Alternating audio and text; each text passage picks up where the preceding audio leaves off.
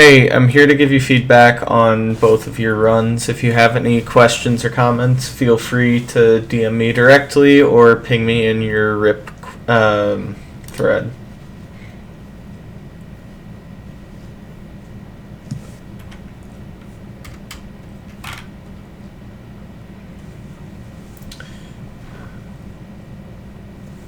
It looks right here that you got a little bit messed up and we're unsure if this was the chunk or not. Like, in theory, thin BT just solves it.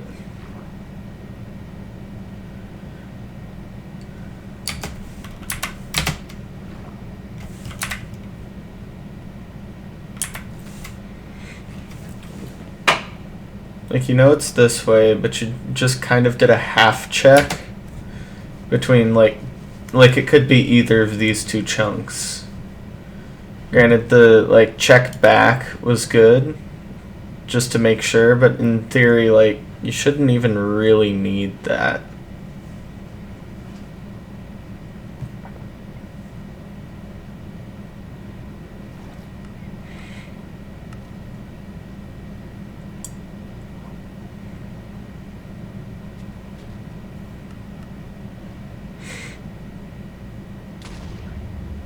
Nice TNT placement.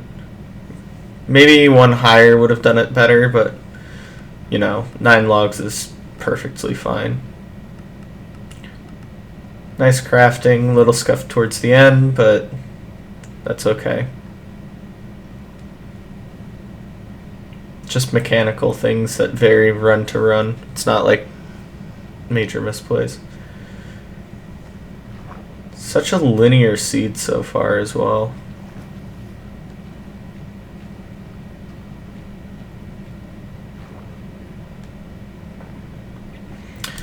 I know that the magma sucked the flint or the flint down, but you still can overlap getting sucked by the magma to craft your FNS.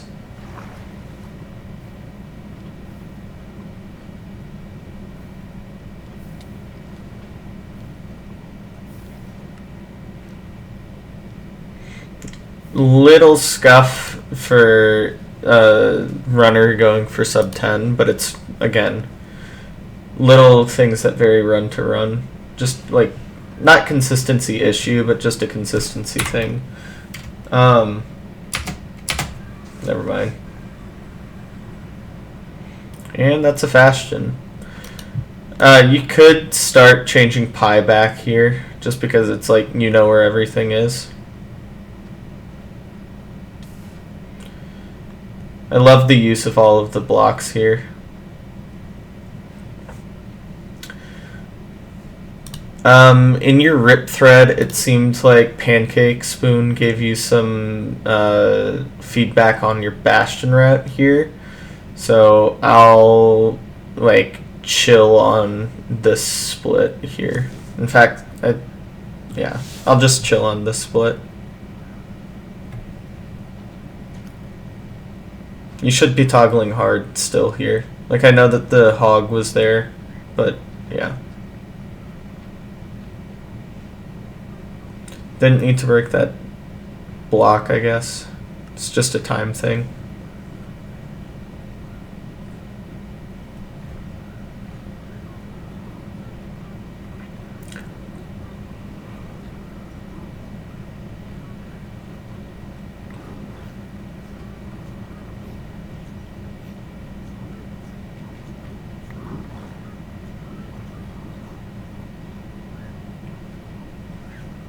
Love this inventory management.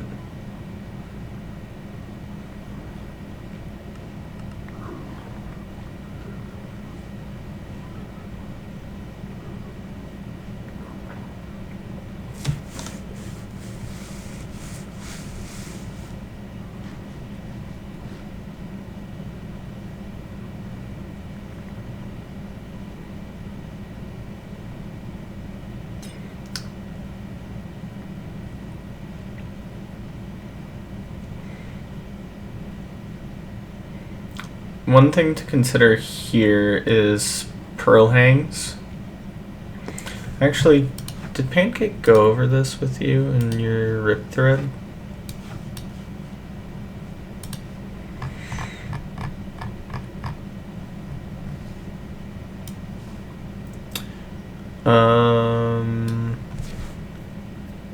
Yeah, he basically didn't talk about anything after trades. Like, one of the big parts of the Bastion split is obviously leaving it, because the speedrun doesn't end at the Bastion. And, like, it's important to get yourself set up for success as best you can. And I think the best way to have done that Pearl hang is, like, especially with this guy distracted, just head out the back here and rip a Pearl.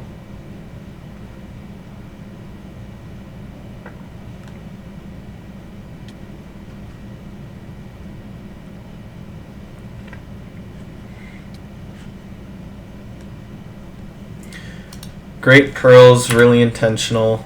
You could be overlapping. No, you were eating. Oh, but here's this one. While this was in the air, you could have immediately went down to 6, so that way you're just spawning immediately on the fort with 6 RD. Instead of, like, 20 or whatever you were on.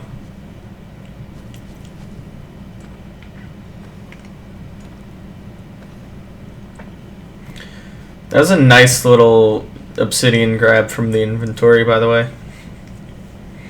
I really like how you're now just prepared for building your portal whenever it happens.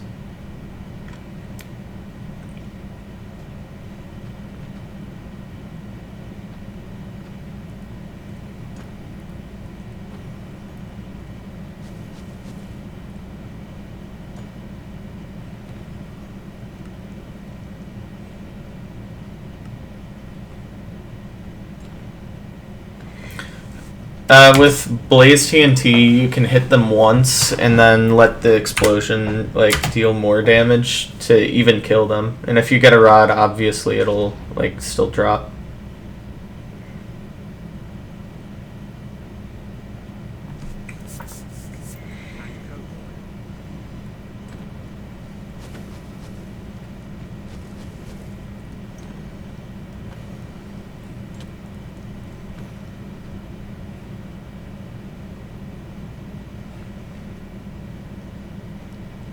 Beautiful portal, beautiful boat eye setup. Ugly cave, ugly cave. So unfortunate. And Tundra, so the run's just dead. Yeah, I think that you have some really good habits and then some really like technical tweaking kind of habits. But I think we'll really get the understanding whenever we look at the next run.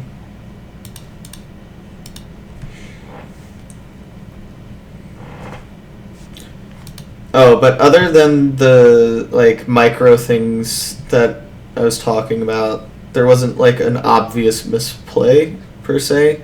I guess the biggest like misplay in general was not lowering your render while the pearl's in the air to the fort.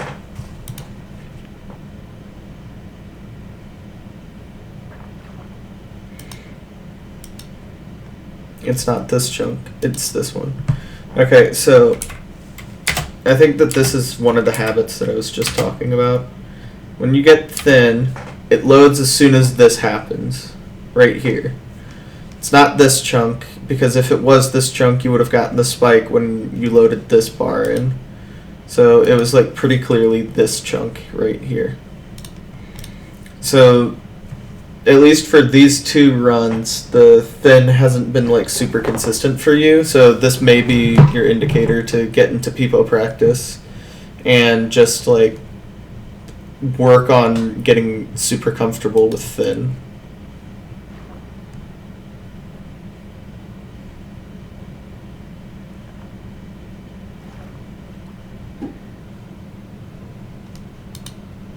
You could be overlapping, resetting your pie chart while you're digging, by the way.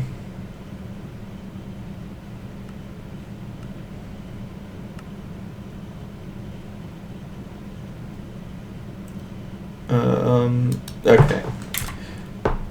Don't be afraid to get like different types of wood here. Like TNT like right here would have been even better. It would have been faster. And like even if the argument is like I want to see more island, like that just doesn't seem like a super optimal TNT placement to me.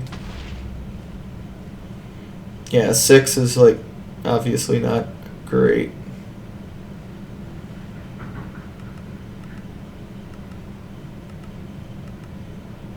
Beautiful crafting. And there's just a ravine right there. That's lucky.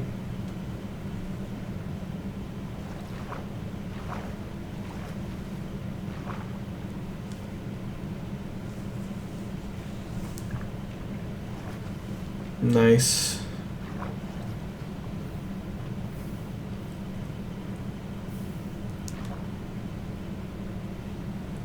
Oh, it was going so well. That was wonky. Not your fault. Not really your fault.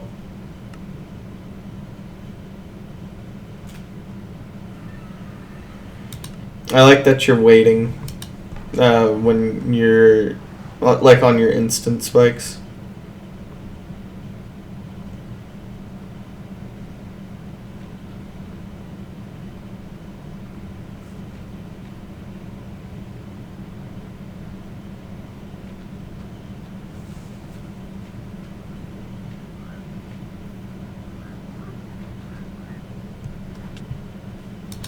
What happened here?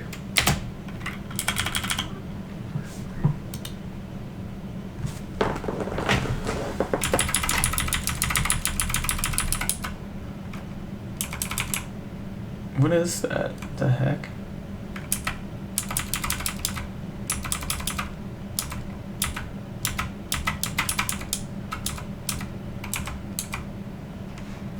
It doesn't look to me like you're too far, like, any direction. Maybe you're, like, a hair too far to the right, but that's just super unlucky.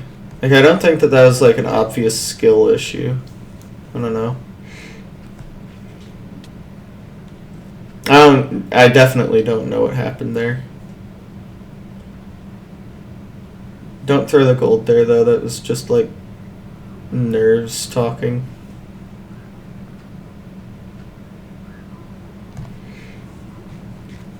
I mean, the rest of the route went fine. Holy gold exposed. So free.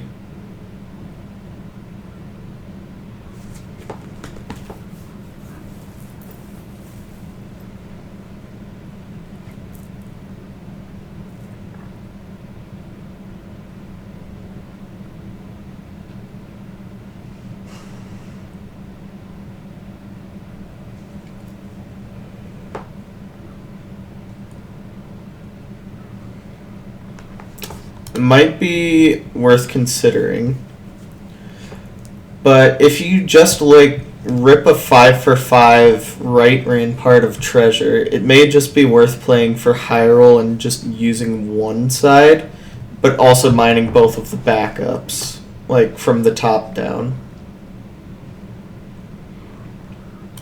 Because you figure that's 8 or 9 gold blocks minimum. Or sorry, that's 8 gold blocks minimum, and like that's definitely more than enough to get trades done with.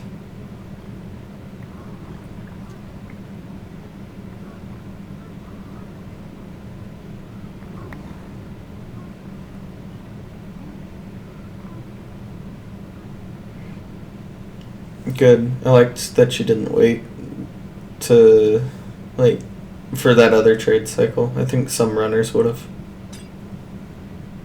But then again, you're just trying to go. You're on great pace right now. Yeah, that was about as good a pearl as you could have asked for. Holy crap.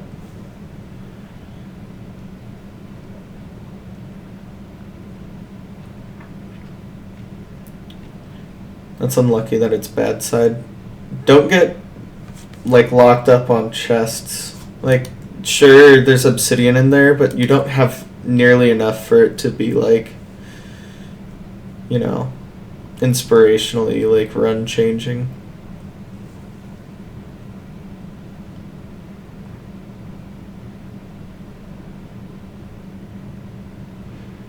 No, don't go for it. These are like balconies. As soon as you see it, you go the other way. Like the lava hole room is never up here or behind the staircase or above the staircase.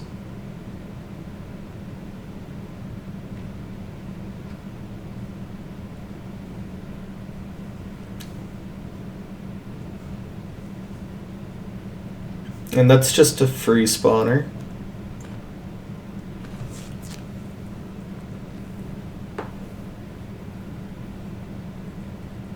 You're in range. Oh. Yeah, you got hit by your TNT. Unlucky.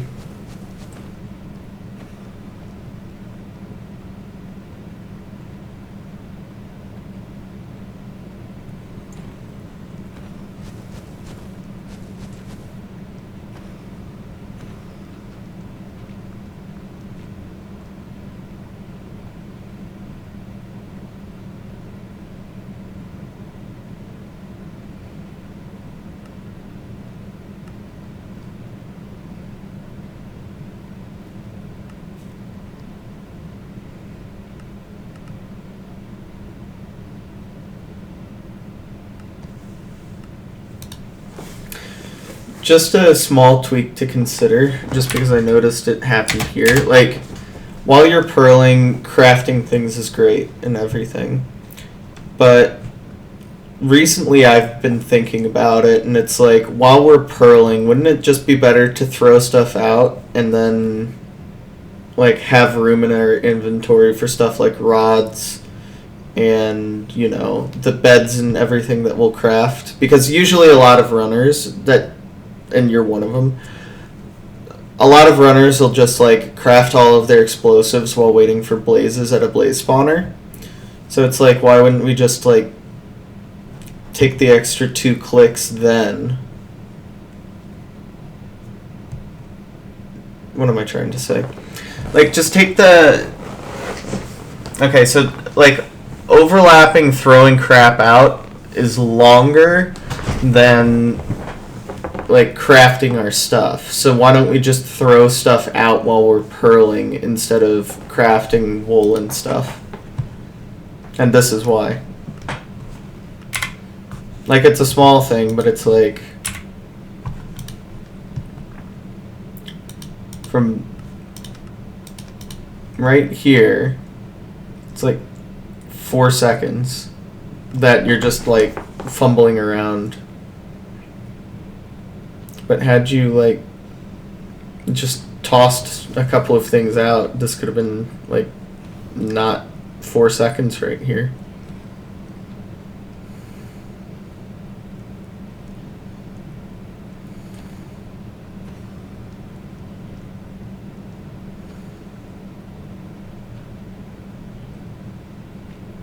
Super weird portal placement. I mean, it's a blind portal, so it makes sense.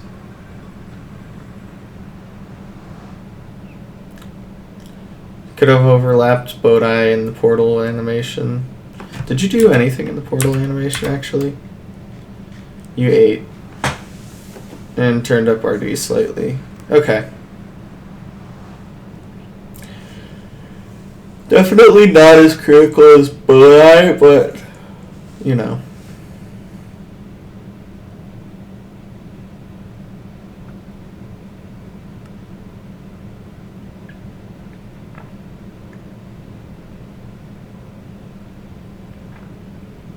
Yikes. Far, and then it's just a reset. Yeah, so a couple of the things that I noticed were like your habits around thin BT as well as getting to fortresses. Like, your pearls are super good, but you're not setting yourself up for like immediate success in the fort. Like, the best case scenario is obviously like close blazes and going 6 for 6. But if you're not lowering your RD even for dynamic until you're already there, like the blazes could have spawned in, 12 chunks away instead of 6 or even 4 or whatever. But yeah, mechanically very skilled. Little mistakes here and there that just need to be polished, but that's just a practice and consistency thing. Yeah, I have no doubt that you'll hit a sub 10 soon.